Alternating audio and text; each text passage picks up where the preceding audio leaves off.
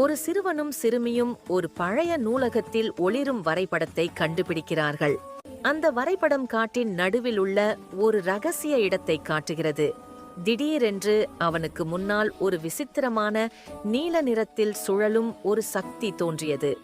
வரைபடத்தின் வழிகாட்டுதலை பின்பற்றி குழந்தைகள் அடர்ந்த காட்டின் வழியாக ஒரு பயணத்தை தொடங்குகிறார்கள். அவர்கள் இறுதியாக தங்கள் இலக்கை அடைகிறார்கள். நீண்ட காலமாக மறக்கப்பட்ட கொடிகளால் மூடப்பட்ட ஒரு கோவில். கோவிலுக்குள் அவர்கள் ஒரு ரகசிய அறையை கண்டுபிடிக்கிறார்கள். ஒரு கல் பீடத்தில் ஒரு அற்புதமான தங்க தாமரை மென்மையான ஒளியுடன் ஜொலிக்கிறது. அவர்களின் சாகசம் அவர்களை இந்த மந்திர பொருளிடம் அழைத்துச் சென்றது.